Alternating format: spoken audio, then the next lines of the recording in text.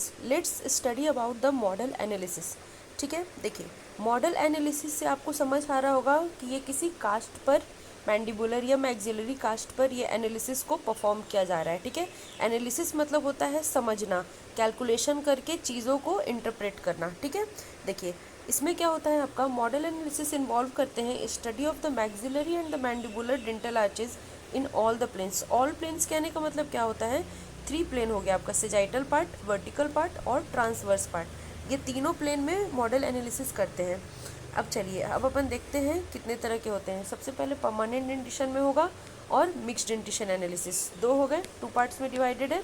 Permanent dentition में आता है आपका Pond's analysis, लिंडरहार्थ, कॉर्कोश, Ashley Howe, Bolton's, Carey's और आपका आर्च पेरीमीटर। ठीक है, मिक्स्ड डेंटिशन एनालिसिस में आते हैं आपके Moyers mixed dentition, Tanaka and Johnson radiographic method और आपका आ जाएगा Nance mixed dentition analysis. Mainly हम लोग एशले हो, बॉल्टन्स, केरीज और आर्च पेरीमीटर के बारे में पढ़ते हैं। ठीक है, चलिए अब अपन स्टार्ट करते हैं केरीज एनालिसिस। बहुत ही सिंपल है, बहुत ही सिंपल तरीके से मैंने इसको एक्सप्लेन किया है। अगर आपको अच्छा लगे तो ज़्यादा से ज़्यादा इस वीडियो को शेयर करिए और सब्सक्राइब करिए मेरे चैनल को नेक्स्ट वीडियो के लिए।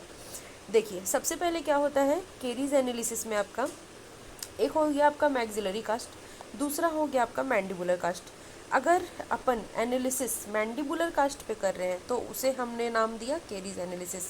यही एनालिसिस अगर अपन मैक्सिलरी कास्ट पे करते हैं तो क्या नाम हो जाएगा, आर्च पेरीमीटर एनालिसिस। तो डिफरेंस आप लोगों को समझ आ गया बिल्कुल अच्छे से। एक छोटा सा ट्रिक बता देती हूँ, सबसे ज़्यादा केरीज हमें नीचे वाले पोर्शन वाले दांतों में होता है ना, नीचे के दांतों में सबसे ज़्यादा केरीज होते हैं।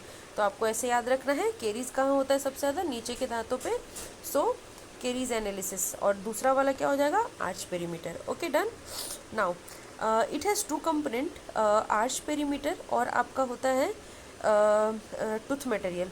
Okay, arch perimeter length. Okay, length मतलब हो गया आपका कैसे लेंथ अपन कास्ट का देखेंगे। ठीक है, अब देखिए यहाँ पे क्या होता है आपका determination of the arch length. Arch length का मतलब हो गया यहाँ पर कि ये देखिए सबसे पहले क्या होता है, arch length anterior to the first permanent molar. ठीक है, यानी कि एक फर्स्ट परमानेंट मोलर से लेके अपोजिट फर्स्ट परमानेंट मोलर तक का ये जो लेंथ होता है ना, इसे ही अपन कहते हैं आर्च लेंथ। ठीक है, तो ये आप आर्च लेंथ ले लोगे और ये कैसा रहना चाहिए, mesial surface of the first molar to opposite first molar, है ना, मीजियल सरफेस की साइड होना चाहिए। ठीक है, डिजिटल मतलब इधर हो जाएगा, मीजियल मतलब इधर मिड लाइन की तरफ हो जाएगा। ओके, ठीक है, तो फर्स्ट मोलर से फर्स्ट मोलर तक अपन आर्च लेंथ निकाल लेंगे।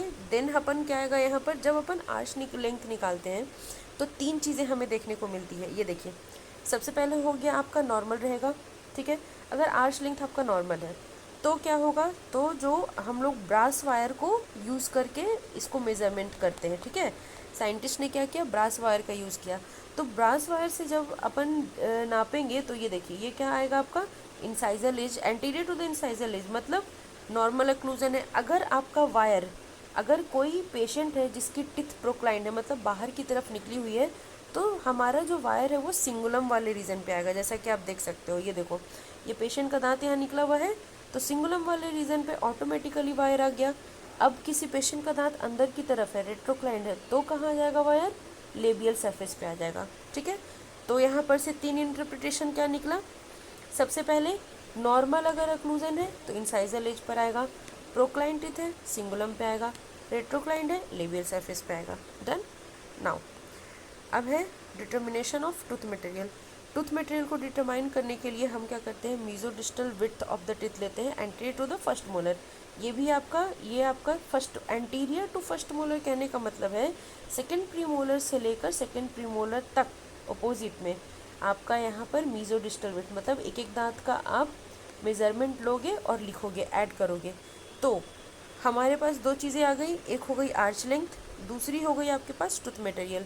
तो अब अपन क्या करेंगे, डिस्क्रिपेंसी मतलब कि दोनों को अपन सब्ट्रैक्ट कर देंगे, आर्च लेंथ को जो आया है आपका उससे टूथ मटेरियल को। ठीक है, तो हमें क्या मिलेगी, डिस्क्रिपेंसी।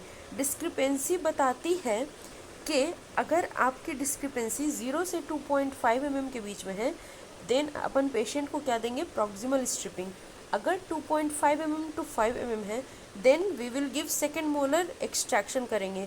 अगर मोर देन 5 mm है मतलब फर्स्ट मोलर का एक्सट्रैक्शन करेंगे। ठीक है, तो चलिए जैसे एक एग्जांपल अपन लेते हैं। यहाँ पे लेंथ मान लीजिए 94.2 mm है। ओके, और टूथ मटेरियल आ गया आपका 91.2 mm।